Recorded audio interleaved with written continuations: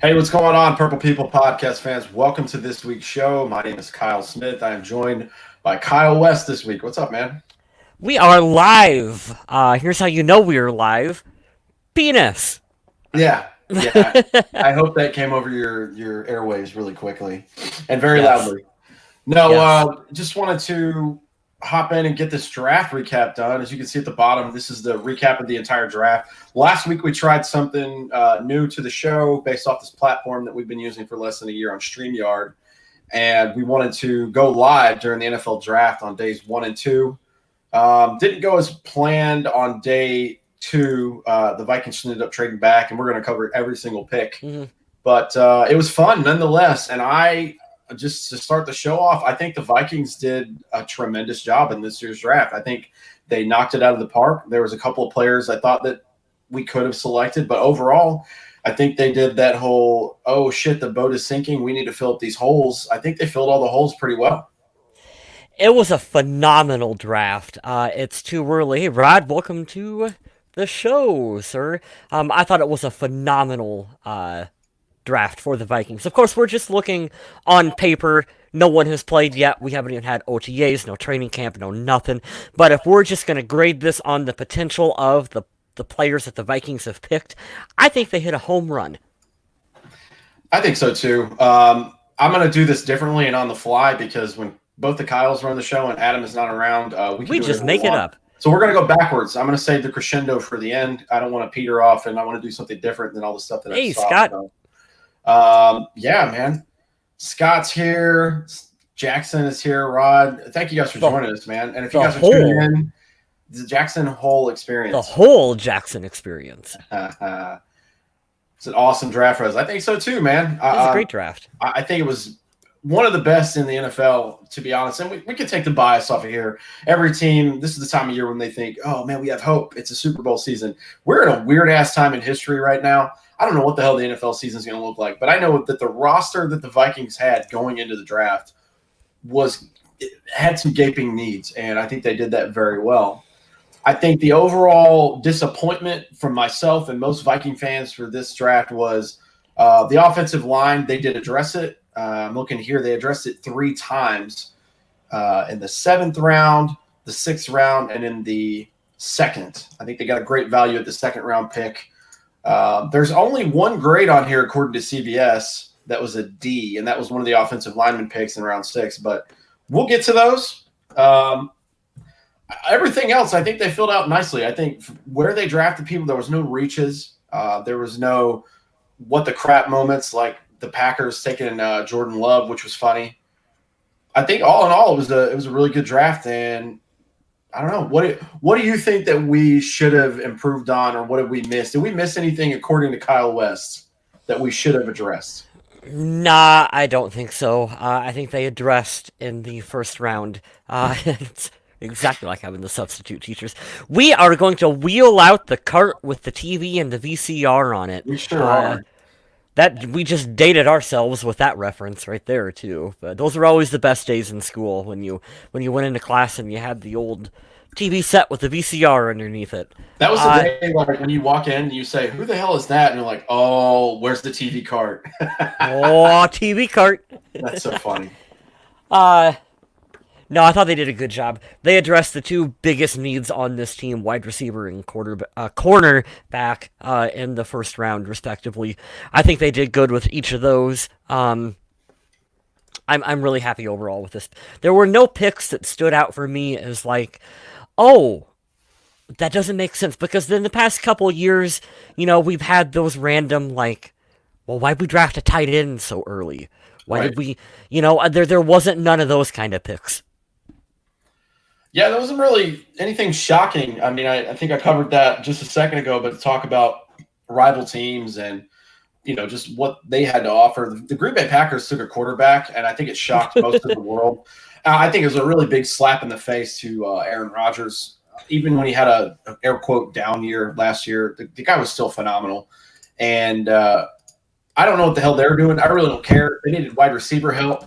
And I don't know if they even drafted a wide receiver in this class. Maybe it was later in the I don't know, fourth, fifth rounds. They had a chance to go and get an impact wide receiver because this draft in particular was wide receiver heavy, and the Vikings addressed that with their first pick overall. But hey, man, that's why Slick Rick does what he does. Instead of doing that, Green Bay found a way to piss off Aaron Rodgers. So you got to hand it to him for that one. I don't know what Green Bay's doing. I don't know Bill Nye either. the Science Guy. Yeah. We watched Forrest Gump in my American history class. That was really cool. And you'd be surprised how many good periods and decades in American history that covers. But I had an English teacher in my freshman year of high school who was like, immediately he was going to be leaving, like as soon as the year started. So he was not invested at all in teaching. So we watched Jumanji like 3 different times over the course of my freshman year in English class. We'd just come in one day and it'd be like, today we are going to watch Jumanji. oh, that's awesome. Yeah, it's great. Good stuff. America. Well, it was a different draft this year. I think the NFL, we were talking about it if you watched last week's episodes. I think the NFL absolutely nailed it, considering the conditions that we're all in. Most of the country is still under quarantine and having to do everything virtual just to try to avoid catching this virus that's going around. But I think they knocked it out of the park. The production was nice. They had a lot of good analysts. There was going to be some times, like on this format, where we talk over each other or there's a lag. Right. But overall, I'd give it an A for the attempt at a virtual draft. And I thought it was cool. They had, reporters in people's houses or live cams and just to show up with their reaction. So you still got some of that. It wasn't as nice as all the bro hugs to Roger Goodell, but overall, it was pretty good. Yeah, in a way, I think I actually kind of like this whole virtual online draft a little bit more than the traditional draft, because you got to relate to players a lot more, I felt like, because you got to see them at home, in their houses, and with their family. You got to see head coaches in a way that we've never seen them before. Look at all the fun that came out of this, from seeing Mike Zimmer's hunting lodge of a house, and Bill Belichick with the grandma kitchen table and the dog sitting on the chair, and just like Andy Reid sitting in his basement with the Hawaiian shirt, Andy Reid. Like, it felt okay. Like, I think in the future, if they want to do the first round of the NFL draft with all the pageantry and all of the red carpet and the bringing those guys out, sure, do that first round. For rounds 2 and on, do it just like they did it this year. I think it makes the players. Yep. It makes the players a lot more relatable. You can speed it up a bit too. We were talking about this when we were doing the live shows. There's really no reason for the draft to take as long as what it does. When Twitter is 2 or 3 picks ahead of where they are in the telecast, we don't need that. So I think with doing stuff online, there's the potential for speeding things up as well. I was a fan of it. I really enjoyed the draft this year. Hell, I had friends who were not even football fans who were like, I actually watched it and thought it was pretty interesting. So there you go. I think that's what they aim for too, is just trying to get that quality factor. The NFL is so damn greedy. They want to take over the ratings. And when there's no sports going on, I mean, you knew this was going to be everyone's thing that they were gathering around, kind of like now with the Michael Jordan series on ESPN. That's right. the sports thing that everybody's watching. Or for that one night, and probably Thursday and Friday, watching those virtual picks. They dominated everything that I listened to the next day. But I think they did a good job, and I think the Vikings did a great job too. Let's start with round 7. We'll go from last to first. I like the way you're doing that backwards. That's a fun idea. It's just everybody knows that who we took in the first couple rounds, but we don't start off with the guys down at the bottom because these are probably practice squad guys or right. They're trading. So let's talk really quick before we get into it about Rick Spielman's philosophy going into this one. The reason why he traded back and we acquired so many picks, because I thought it was really fascinating. So usually they invite their top 30 players. They're going to come to the stadium. They're going to take a tour. Scouts are going to interview them, get to know them personally, do kind of like mini interviews with all the players. Well, because of all the corona stuff, the team didn't have the opportunity to bring in their their top 30 players. Those are usually the guys that end up being the late round picks, or undrafted free agent signings come from that pool of people. Because they weren't able to do that, the Vikings went into this year's draft with the idea of, we want as many picks as possible because we don't want to go into that crazy period after the draft is over, where it's the Wild West, you're signing all these undrafted free agents. We want to secure the bulk of our roster during the draft. I thought that was really smart. So that's why you see the Vikings taking a flyer on, like, the quarterback from Iowa in the 7th round. That's why they're drafting him then, because he's the guy that they thought fit their system. They wanted to make sure they had him, so they went ahead and drafted him in the 7th, as opposed to the weird circumstances that we're in. Maybe we can get him, maybe we can't get him. Fight with the other teams. I really liked the approach that Rick Spielman took. I thought it was a really smart way of adapting to the unique nature of this year's draft class. Yeah, and with all the departures, this made sense. I think they might have made history because I think this is 15 overall selections, which is insane. But they had over $12 million to play with as far as draft capital. I'm sorry, with salary cap that was left over. And they did the best with what they could, knowing that they're taking a shot on these guys that aren't NFL players yet, but they will be. Right. And some of these guys, yeah, they're not going to make the team, but they all have upside. And like I said, everybody on here is a C or better, minus 1 pick in the 6th round. And this is according to CBS. Who knows? We've seen stranger things happen with late round picks, i.e. Stephon Diggs. And undrafted guys like Adam Thielen. John Randall's a good classic one to talk about, but we forget that Anthony Harris was undrafted. That's true. I always forget that he balls out, and yeah, I know. I always think he's like a 3rd round safety, but no, man. Undrafted, went to the practice squad, balled out on special teams, worked his way up to the main roster.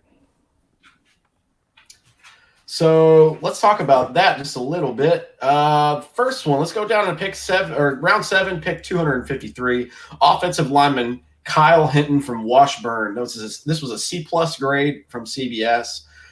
This was their last attempt in the draft. Like I mentioned earlier, there were 3 offensive linemen that were taken. And this doesn't say guard, center, or tackle. This just says offensive lineman. I'm not sure that he'll make the team, but it is nice to have a camp body and depth upon depth upon depth. This was really my only complaint, man. And I can't really complain about that because their 3rd overall pick and in the 2nd round, it was on an offensive tackle that dropped.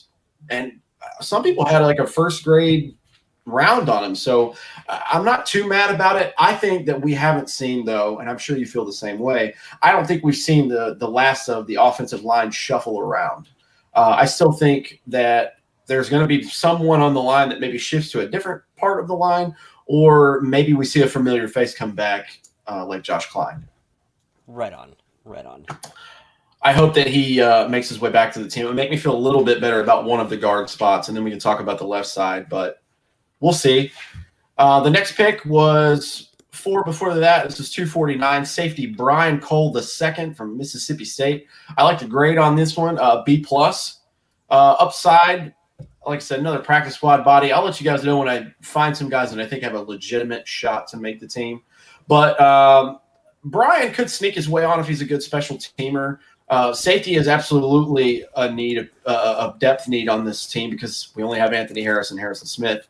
So it's a possibility, but he was not our only safety taken in this draft. So look out for Brian Cole from Mississippi State. I promise, guys, we'll go more in depth once we get to the guys we know about or the guys that we liked. But I'm going to be straight up with you, and I think Kyle feels the same way. I don't know a damn thing about most of these 7th and 6th round guys.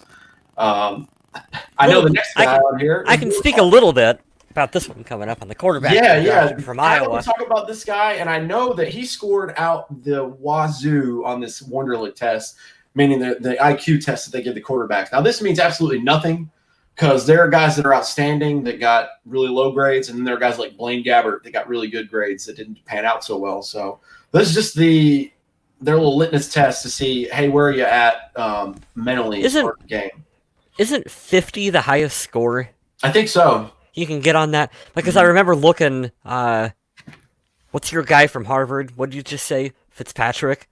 Yeah, he scored really high on it. And then former Minnesota Viking Matt Burke, also from Harvard, no surprise, scored really, really well on the Wonderlic test. That's always interesting. Iowa Always. Nate Stanley was the quarterback taken. This was a C grade. I don't know if he's going to make the team. Jake Browning has an automatic start over him as the third stringer, and then for some odd reason, we've covered on the show a million times. We don't have to talk about him. We all don't like him as much as you, but Sean Mannion is the backup to Kirk Cousins, who is obviously the starter. But take a flyer on the guy, see if he impresses you. Maybe you can invest in him for later. But I looked at it here.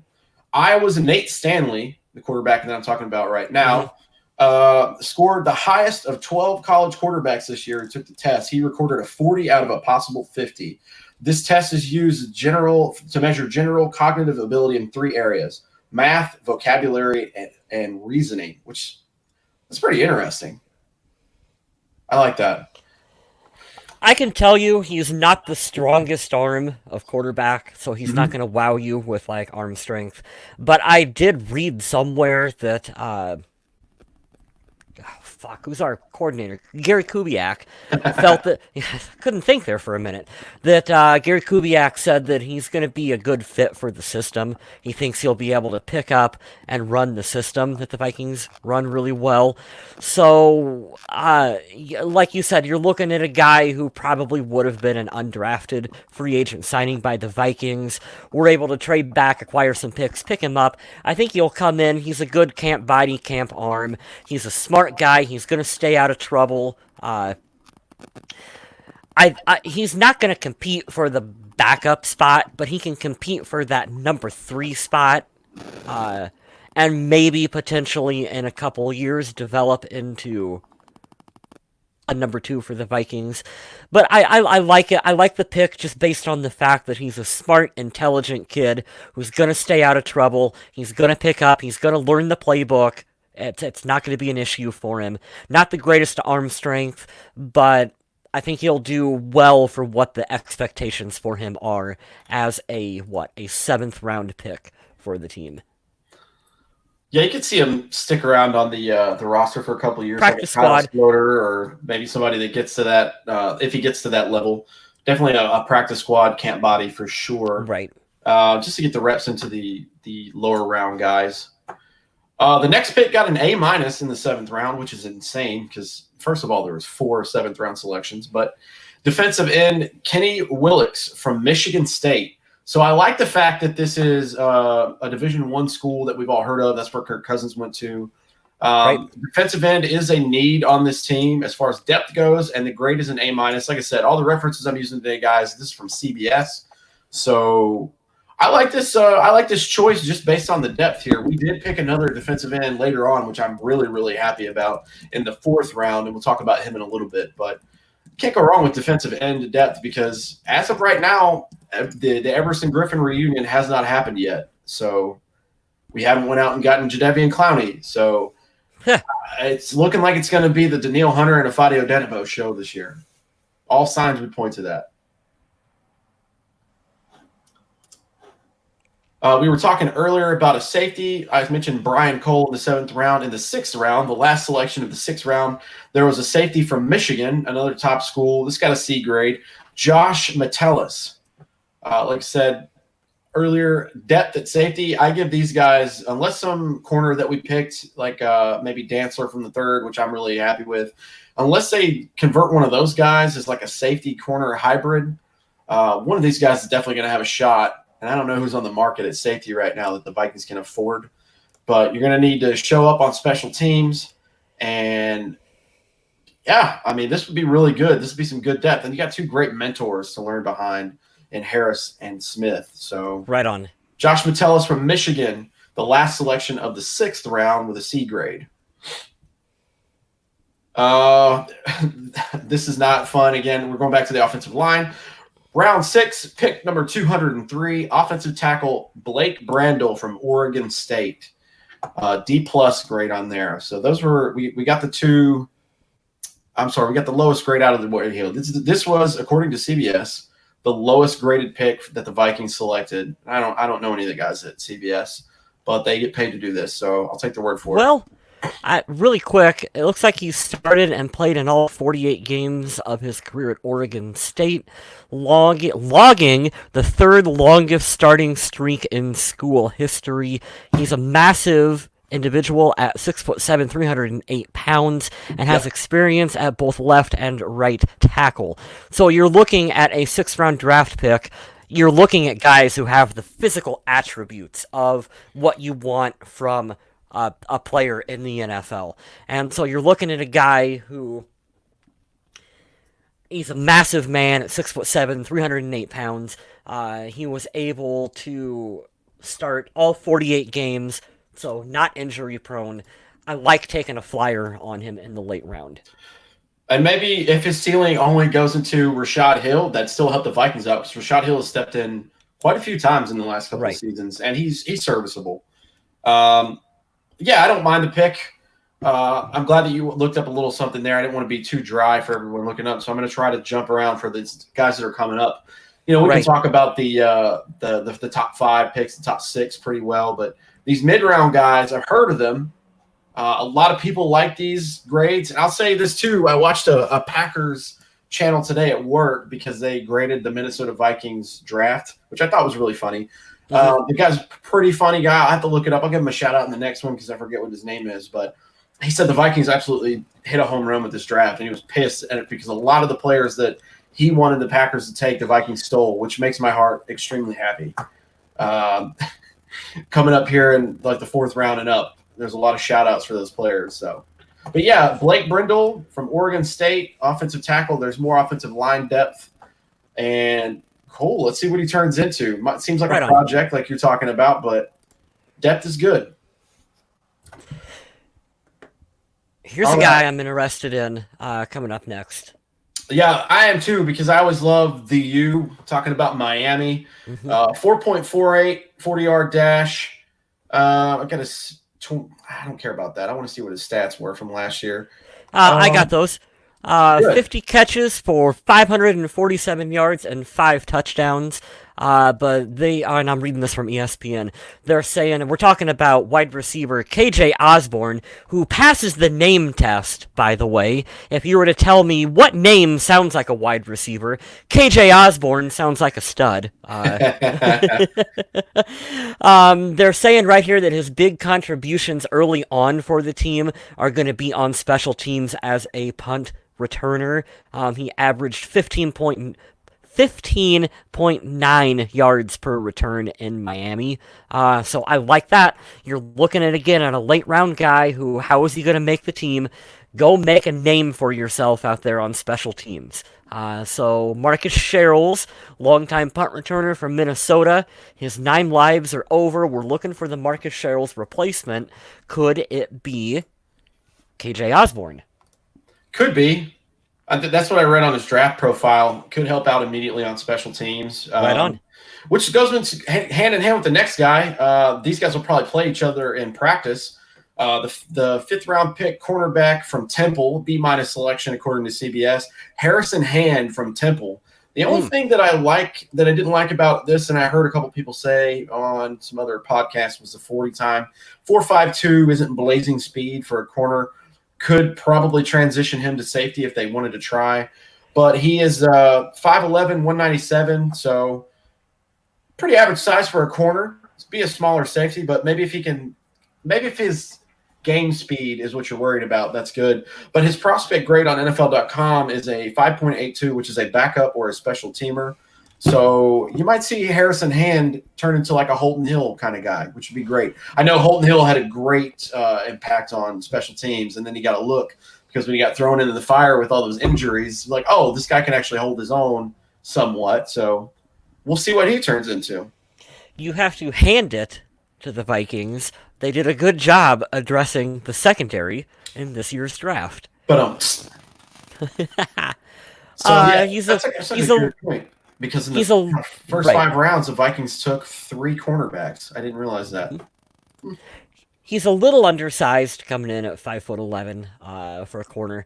In my opinion, I like my corners a little bigger, a little more. I don't want to say not that he's not going to be physical coming in at that size, but I like my corners bigger, more physical, a little more length to him than that. But what the hell do I know? Mike Zimmer has forgotten. Mike Zimmer has forgotten more about teaching corners than I will ever possibly know or understand. So I'll trust Minnesota with this one. This next guy I'm really excited about. This is one of the players on that Packers podcast I was talking about that they were really mad because they wanted the Vikings not to select him. They wanted the Packers to steal him. This got an A grade, which is really nice because Vikings got 3 A grades in this entire thing. I'm sorry, 4. And this was one of them. Linebacker Troy Dye from Oregon was selected in the 4th round, 132nd pick overall. His grade on NFL.com is 6.15, which means good backup, could become a starter, which I like. I don't think he's going to take on Eric Kendricks or Anthony Barr, but if Eric Wilson needs to sit out a game or he, God forbid, gets injured, because I really like Eric Wilson, he could come in the mix. Expect to see some good stuff on special teams from him. So that's really cool. I'm a fan of this pick. It's like we redrafted a couple players that are currently on the team. We'll talk about one of them, who he reminds me of here in a minute. But Troy Dye is basically Anthony Barr. A little smaller physically than what Barr is, but I like the potential skill set and fit with the team with this one. Yeah, and I think it's a good value. They value a 4th round pick as an A.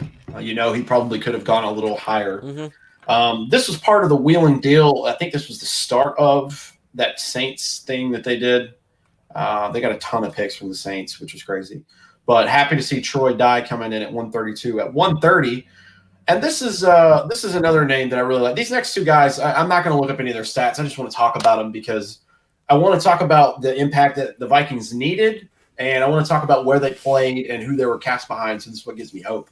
At round 4, at pick 130, we have defensive tackle James Lynch from Baylor. This was a C- grade, as well as the next guy above him in the same round. We needed help at defensive tackle. The Michael Pierce signing, you got a starter. We've established that. He's the Linval replacement. But so much, if there was an underdog need for the team this year, it was defensive tackle. Everybody knows we had to replace Diggs. We had to get some corners because all the corners left. But defensive tackle was an immediate need. I know Adam has harped on it a lot, and we talked about it on one of the live shows. I can't remember if it was round 1 or 2, but one of the defensive tackles we really wanted went just a couple of picks ahead of the Vikings. So I saw a photo of him earlier today just because I watched that podcast I was mentioning before. Big guy, really like it. And he had some really impressive stats from what I remember.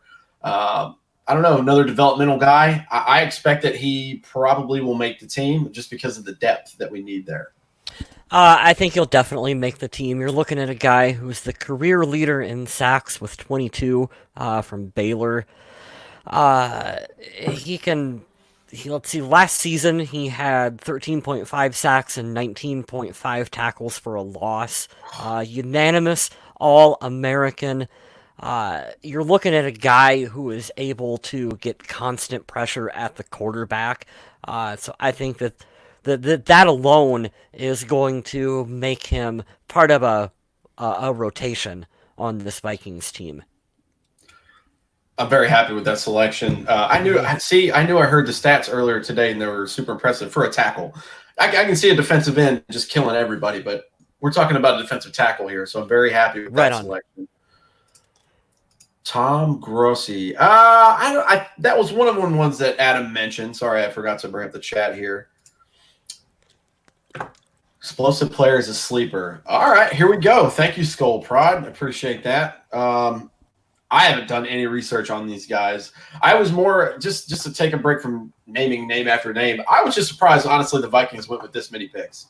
I don't hate the move. I think that I've said it many times to the guys in the chat between us on Facebook that if you cast a wider net, the probability is there for you to hit on more of these prospects. So I'm never going to be mad at it because if we only selected 4 players out of this draft, there's a chance that we're going to have more failures there than if we take 15 like we did. So I'll look into that, though. Thank you. Look the safety from Michigan. I'll take a look at him probably tomorrow at work.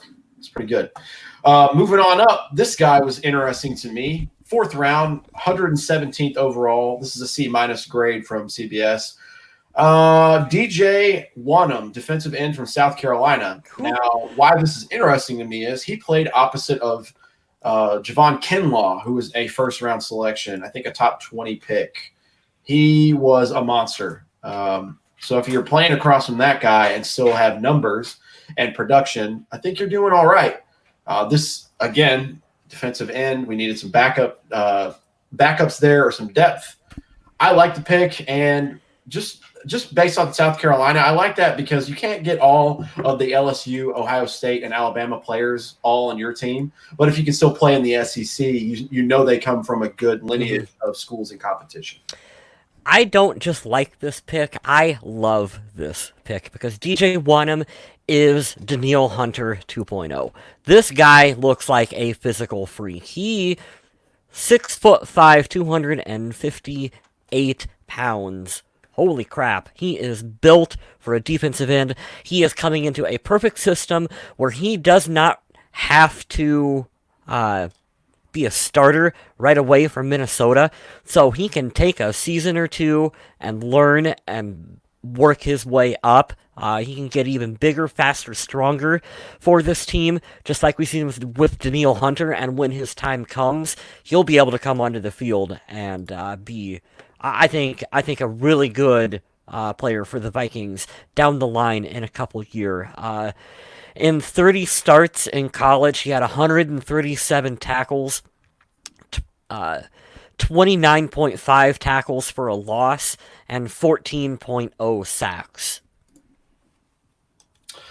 I mean, if that's the second guy that didn't go in the first round, if that's what the second guy is getting, first off, shout out to South Carolina, but I love that. And like you said, this fits the mold. Danielle Hunter was a 3rd-round pick, so it's right around there. He was the 11th selection overall in the 4th round, and he doesn't have to come in and start right away. Which it's such a good system, a good fit for DJ. This is how here, just how we're sitting here talking about it. This is how the Vikings maintain such a kick-ass pass rush all the time. If you go and take a guy like this every 3 years and you hit on all of them, which is the big key, obviously. But if you hit on all these guys, you never run out of a fresh ass-kicking machine or body like Danielle Hunter. You know, Everson Griffin had a tear where 3 or 4 years, you could throw him in the top 5, top 10. Cool. Right We select this ogre from LSU, and we're like, what the hell are we going to do with this guy, you know? And then he turns out to be the youngest player ever to 50 sacks. I don't know. I like it the more you talk about it out loud, and I did not know those stats, so I'm very, very happy with that pick. I'm really excited to see what he can do for this team. Like I said, it probably won't be this year. Might not even be next year. But when we're into year 3, we'll be talking about DJ Wanham as a guy who is going to be needing to get more reps for this team because he is going to flash in preseason. Hold me closer, Cameron Dantzler. I am so excited for this guy. He's your boy. You were talking about him. I don't like the size because he's very, very thin. But if he bulks up, which he has plenty of time to do right now, I mean, as we all do. Yeah, no shit. That's all I've been doing. Are you bulking? I'm bulking up, but it ain't for the NFL. Yeah, no, really. Yeah. I have a problem. We need to stop that. Yeah, right. Round 3, their only 3rd-round selection at pick number 89 overall. The Vikings took cornerback Cameron Dantzler from Mississippi State. NFL.com gives him a 6.26 grade off the bat, which right now is a backup, which is okay because they took another corner in the 1st round to hopefully mirror from Mike Hughes. Crazy how both of our starting corners are going to be swapped out. You know, usually maybe you'd have a year of transition where you give them a chance to, I don't know, try to learn the ropes. But, hey, I trust Mike Zimmer on this. But I like this guy a lot. He ran a 4.64. He is 6'2", weighed in at 188 pounds, which is a little thin. But he has almost a 31-inch reach, which is crazy. So I love it. I love the fact that this got a B-plus grade. He could have went earlier in the 2nd, I believe. This is one of those like glaring needs the Vikings had to do, and I'm so glad they double dipped at corner with the 1st round and then the 3rd round again because it was going to be slim pickings, especially if one of those starters that we have goes down. So I like this pick a lot. 22 starts, 105 tackles, 5 interceptions, 20 pass breakups over his college career. A little, like you said, a little slow on the 40 time, but 40 times and playing times on the field are two completely different things. So, Oh yeah, for sure. I think the combine means less and less every year that we move forward. That's just my personal opinion, but Yeah, you can't put too much stock in the underwear Olympics. I mean, some of yeah, these guys you can't really turn down, but also if they jump off the screen doing just workouts, they should jump off the screen of the tape. You know what I mean? yeah, They yeah, should yeah. jump off to you and film. A guy like Chase Young went 2 overall.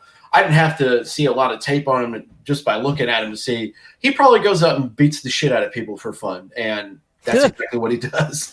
But yeah, I put on a little bit of weight. Let's see what this kid does. Zimmer's a cornerback whisperer. I'm excited about this. They should make him do the combine in pads.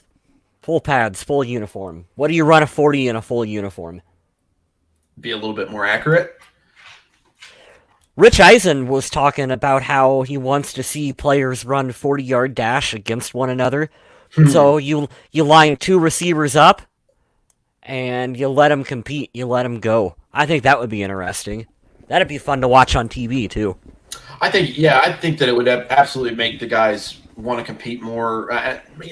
It's a race, man. Of course they're going to try to run. I'm not saying the guys don't run hard at all there, but of course they do. That certainly for a viewer, that'd be a lot of fun, especially if they paired up. I don't know if they would necessarily pair up guys because maybe their draft stock would get hurt if they ran against another guy in their position group. But you want to see the speediest wide receiver go against the speediest corner. All right, let's do it. That'd be awesome. Yeah. That'd be awesome. I'd love that. All right, this guy we have to talk about because the fans would have just absolutely erupted if there wasn't an offensive lineman taken within the first couple of picks. This is an A- grade. He definitely could have went maybe 31, 32 overall, which I'd seen him going in mocks. But in round 2, selection number 58, offensive tackle Ezra Cleveland from Boise State. I am so pumped that we got this guy. I don't think that he's going to start right away. It's a possibility. I don't know if they're going to shift Reef to guard or if they would plug this kid in at guard instead of Elfline. But I can tell you this guy will be a starter for the Vikings in years to come. And I'm so excited they got this guy because this is a value pick.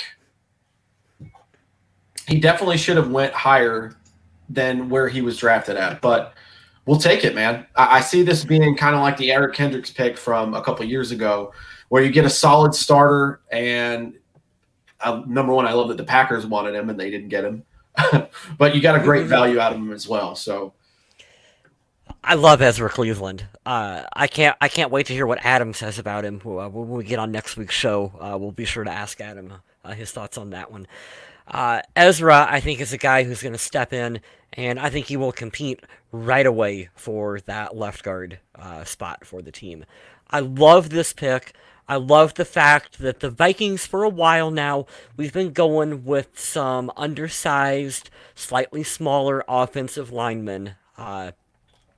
Ezra comes in, and he's that big old hoss of a player. 6'6", 311 pounds. We were just kind of ragging on the combine, but he put up some excellent numbers for an offensive lineman at the combine. So he's a big old athletic hoss of a player. He can go out there. He can maul some guys around. He can out-physical them. That's what I want from our linemen. I am just absolutely... I'm thrilled to have him on the team. I think he can step in immediately and challenge for a starting spot on this team. I'm excited for it. Would you like to know, because this is probably my favorite thing about this kid that I just learned, his freshman year of high school, would you like to know what his height and weight were? Sure. 5'10" and 180 pounds. What the hell is in the water at Boise State? Good God.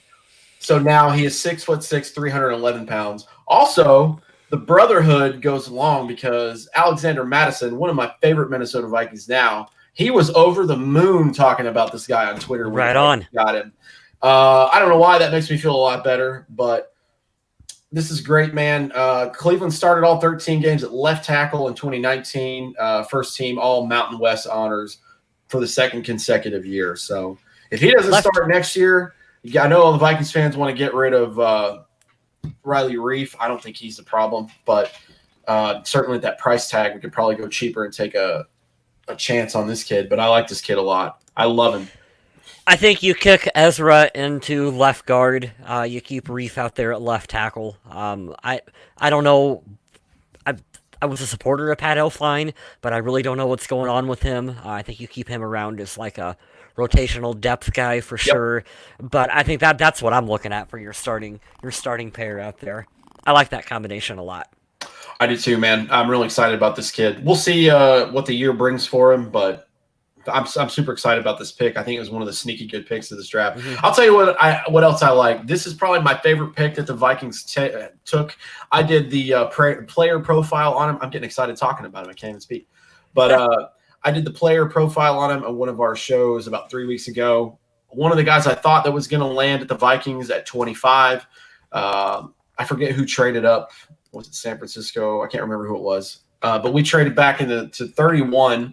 The next to last selection in the first round for cornerback Jeff Gladney out of TCU.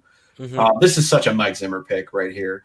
We got to fill the need at number 1. We'll talk about Justin Jefferson next and in the draft talk with him. But this is a Zimmer pick. You know that we were going to get a corner within the first 2 rounds. We had to. This is Zimmer's thing that he likes to do every couple of years, and I'm all for it. But with the way this guy plays, because he's not going to jump off the page at you as far as his physical attributes. Good God, man, this kid is a ball hawk, and he plays the ball very well, and he plays with an attitude that you just want to see. It's kind of like we talked with mentioned in Alexander Madison last year. We said it before he came on, and we can stand by that with the episodes we had. This kid puts his head down, and he runs the hell over people, and we love that hey, I need 3 yards. It's like, cool, I'm going to get you 4.5. Mm-hmm. I see that attitude here with a smaller guy like Jeff Gladney. You could throw him out there and you could put him in pretty much any coverage you want. He's going to hold his own, which I really, really like. And we talked about on the first round, the night of that, we talked about his back end speed. If he gets turned around, he's got enough to get back, kind of like Trey Waynes used to do. I just see him as being more physical than Trey Waynes. So I really like this pick, man. This is my favorite pick of the draft. Yeah, I'm excited for it too. A little undersized at 5'10", but I think he'll be fine. He's a physical. He's a fast player, so he makes up for that. And definite toughness. I'm reading here. He played the 2019 season with a torn meniscus and wanted to prove himself at the combine so much that he delayed knee surgery until after he went through the drills. What a badass. Yeah. Now you understand why this is a Mike Zimmer pick. He doesn't want right on. I always remember him picking on Xavier Rhodes. Like, it's always something with you. A toe, it's an ankle, blah, blah, blah, blah. Just giving him shit, Yeah, this has Mike Zimmer written all over it. I love the pick. It's the anti-Xavier Rhodes mentality of yeah. Every time you get burned, you've got to, my hamstring, and come off the field for a play and throw your helmet around. And I don't think we're going to see any of that from Gladney. Zimmer is going to challenge him. The corners are his specialty, so this kid better be prepared to be yelled at a lot. But that's how you're going to get better. That's just how Mike Zimmer treats his star players. Like, you were a first round pick, you're a star pupil of Mike Zimmer. He's going to treat you tough, but you listen to him, good things are going to happen. Super excited for this, and he's a first round selection, guys. I would not be surprised at all to see him starting opposite. He's going to have to start. Yeah, because it's either him or Holton Hill, but it's Mike right. Hughes, Holton Hill, and then now Jeff Gladney. That's going to be your starters for the year, assuming they use that set of corners and somebody goes into the nickel. So, right, corner was an immediate position of need for the Vikings, and I'm glad to see them address it early on in the draft by bringing a guy in who can start right away for this team. I'm so excited for that. Are we ready to get into the first overall selection? Because this was just thank you, Philadelphia. That's all I have to say. And I'm sure that they'll utilize Jalen Reagor to his full potential there. You know, Carson Wentz's a great quarterback. They just won the Super Bowl a couple years ago. But first overall selection for the Vikings, 22nd pick in the NFL draft, wide receiver Justin Jefferson. This was an A grade. This was a slam dunk for us. I had seen him in multiple mocks going to us, and I said it every time. I was like, he's not going to go. I really like a guy like Chris Sims and what he thought about him. He said this was his number 2 overall wide receiver prospect behind CeeDee Lamb. That's just one guy, but he was a quarterback for a while, and he analyzes the shit out of tape. I'll tell him that. He might not have been the world's greatest quarterback when he played, but he can analyze tape very well. And I like Justin Jefferson because he had the most catches in college football last year. So what else do you need? Do I think that he's going to come in and blow everyone away and be better than Diggs was last year and the year before? No, I don't think he's going to have to. I think this is a very good top-end balance as best you can to replace Diggs. Thielen's going to be number 1. He's going to be number 2. And now we have that staircase pecking order of depth on the wide receiver chart rather than a huge drop-off down to BC Johnson, which we love BC Johnson here. Don't get me wrong. Right. But this definitely balances out the depth chart and the shift of power at wide receiver for us. And I'm going to get a Justin Jefferson jersey. It's going to happen. I'm super excited about it. I mean, there's always a little bit of concern with me when you look at Rick Spielman's history of drafting wide receivers in the first round. Mm-hmm. It's been a little hit or miss. A lot miss, with Laquan Treadwell being the most recent example of that. We don't know what happened with Laquan Treadwell. It is important to remember that Justin Jefferson is not Laquan Treadwell.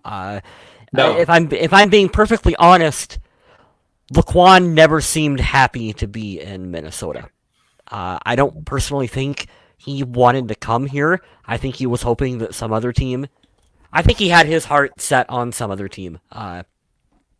If I remember right, after he got drafted, didn't he get spotted wearing an Oakland Raiders hat?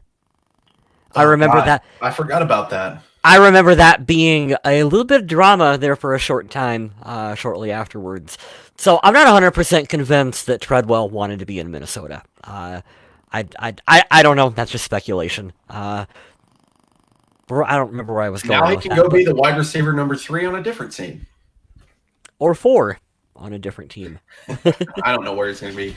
I'm excited, and this is the only reason it gives me hope, all right? When you take Cordero Patterson, a lot of people probably looked at that and be like, all right, man, he's a project you've reached. Or they only took Laquan Treadwell because Josh Doxson went right in front of him and there was a run of wide receivers. I'm not saying that these guys, Rick Spielman and Mike Zimmer, they're not going to make stupid decisions just on emotion, all right? They had a method to their madness and a reason to why. Christian Ponder. Yeah, for the most part. They have a method to their madness, and at some point I understand if people start to go at a position, maybe you kind of reach a little bit. I don't feel that this selection was a reach at all. I don't think that's the case. I think this was a super deep wide receiver class, and you got definitely one of the top prospects. And I think you fell a little bit. Top five prospect according to ESPN. Yeah, he's definitely up there. I think that it was a slam dunk. I laugh at the Raiders because they took a guy.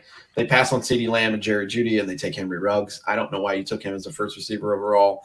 It's typical Raiders to take speed over Mike Mayock. Everything else, Yeah. But I'm very happy with the selection. I expect Justin Jefferson to make an immediate impact. I'm not going to jump out there and say he's going to have 1,000 yards this season, but if he caught 111 balls last year, fuck it, man. I could see him having an 800, 750 season with 5-6 touchdowns, and I'd be perfectly okay with that. The stuff that we thought Laquan Treadwell should do as far as production, I could see him doing and having a good time with it, I'm very, very happy with this.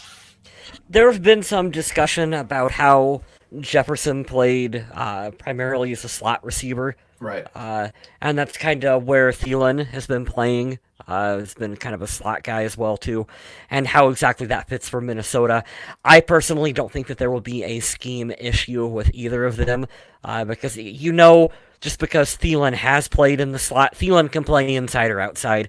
I haven't watched much tape on Jefferson, but I do know he played outside in college before getting moved inside as a slot guy. So I think you're looking at two receivers that the Vikings can kind of interchange out a little bit. I think that you're looking more instead of this is our outside receiver, this is our slot receiver. I think you're looking at them being interchangeable and going, how can we put them how does Adam Thielen match up against this other team's defense? What position can we put him in to get him to succeed? Okay, we're going to play Thielen inside, we're going to play Jefferson outside. Maybe on the next series we switch him up and get him into a better, a different look on the field. I like the fact that there's versatility among them without relying on gadget plays, because moving guys inside and outside is the different than trying to run gadget plays with Stephon Diggs. Yeah. Yeah. The other thing about it, too, is being in the zone run and the Kubiak system, they're going to use Dalvin Cook first and most often. Play action is a lot of fun. I think there's a good little way to improvise there. But when I say that, the two good things for the Justin Jefferson selection is, number one, he doesn't have to be a number one, as we were talking about. He can be the number two, which is a good matchup for him. Not going against cornerback number ones in your first year as a pro is a good advantage for him. And number two, the quarterback is accurate, man. This is an accurate quarterback. Rarely does he put the ball where it's not supposed to go. So if the kid is sure-handed, I don't give a shit if he can't bust open, a 30-yard touchdown, 40-yard touchdown every game. If he can get me 7 or 8 catches and a couple of those convert first downs, dude, he's going to thrive here. And that's what Kirk likes to do. And besides, you made a good point about Cook. Cook is a good pass-catching back, so if you've got Thielen and Jefferson on the outside, you can motion Cook basically in as your slot receiver. I love this offense. It's when Kubiak leaves. If you and I can sit here and figure this out, I'm sure Gary Kubiak has a plan for how to use this talent. I think he's going to be all right. I think he's going to have a good career. You're right when you say we should temper expectations a little bit, because the expectations are always really high when you have traded a wide receiver and you have to draft a replacement with him. Don't be surprised if Stephon Diggs puts up better numbers, more yards, more touchdowns in Buffalo than what Jefferson does in Minnesota, because you're also looking at a seasoned veteran who has experience, who has success in the NFL, versus a rookie who's coming in year one. So there's going to be some unfair comparisons. That's going to happen on social media. I think that Jefferson will be okay. I think it's a much better pick and a much better fit than what Laquan Treadwell was for Minnesota. Yep. But we shouldn't go so far as to say we've got the next Chris Carter. Oh, we've got the next Chris Carter. Like, if we can just not do that and just kind of be realistic. If we could not do that every time we take a receiver, maybe the look will change. But this one is different. I know we said that before. We said it a million times. But this one is different based off of the value.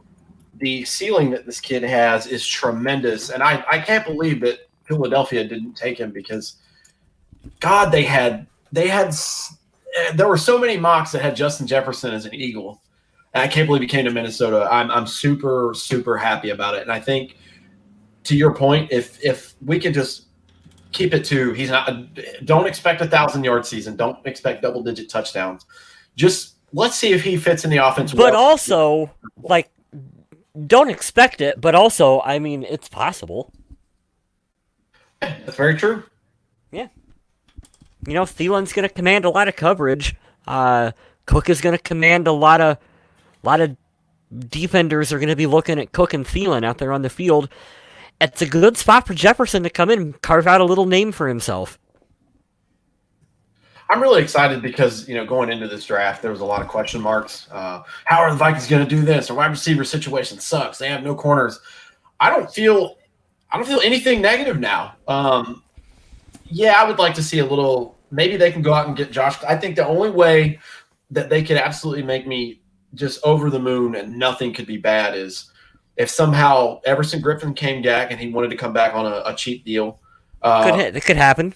Drake or Patrick? No, I think that's his name. The corner that was with Cincinnati. That'd be a great depth signing to have a veteran there because there's a lot of new faces in the cornerback room. And Andy Dalton. Yeah, we got to talk about Andy Dalton getting released today. That was crazy. And Cam then, Newton.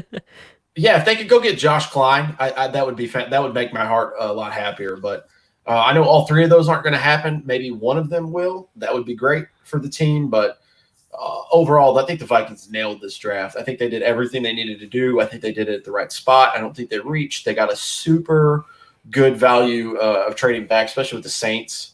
And I expect to see some really good players that were later round picks coming in and contributing, maybe even immediately. We'll see. There were no real head scratchers for me. I think I look at the quarterback from Iowa, the late round, 7th round pick, is kind of the one that kind of stands out for me as to like, you probably could have got him as an undrafted guy. But, they had so many draft picks coming in, and I understand why they wanted to acquire him. It makes sense, like we talked about earlier. But there wasn't really any real questionable kind of like, oh, why'd they draft this position? Right. No running backs, no tight ends, no weird kickers or punters or long snappers or any of that shit. On paper, the Vikings really seemed focused on positions of need and putting as much talent as possible on the field come training camp, come preseason, so that we can have the best 53 possible when we get to the regular season. And I like the way that they got late round guys who can come in and they can compete on special teams, kick return, punt return. Lots of good depth in this draft class. Yeah, and you go into what the first initial roster number is 90 players? 93? Something like that. They added 15. If you count the practice squad guys too, they only went in with 50 some odd guys on the roster because people left, and then you got to add the practice squad in. So they filled up as much of that void as they could. They did sign a bunch of undrafted free agents as well. We didn't have those in front of us. We're just talking about the draft class in general, and we'll talk about that the next show. We'll have Adam back. Hopefully, he's a little under the weather today, but hopefully we can have Adam back on that next one. We can talk about the undrafted free agents that we got, because we still signed more. We didn't just sign those 15 players or had the intent to have them come. There was way more. So the Vikings had a record-setting weekend. But as far as the draft class goes, I give this draft an A-, and I don't think they did anything wrong, really. I'm glad they didn't reach. I'm glad there wasn't one of those, what the hell did you just do? Why'd you pass on this guy? I think they got great value. And I think in a year where, now we still have to see what Zimmer does, but I think in a year where Rick's job was definitely in question, as far as general manager duties, I mean, he did his damn job very well. So, he very boldly was trading for picks in next year's draft. So that's Rick Spielman's way of saying, yeah, I'm going to be here. He'll be here. He's not going anywhere, folks. Mike Zimmer's not going anywhere. Rick Spielman's not going anywhere. Barring a complete and utter collapse of this team, which I do not see happening, they'll both be here. I'm okay with that.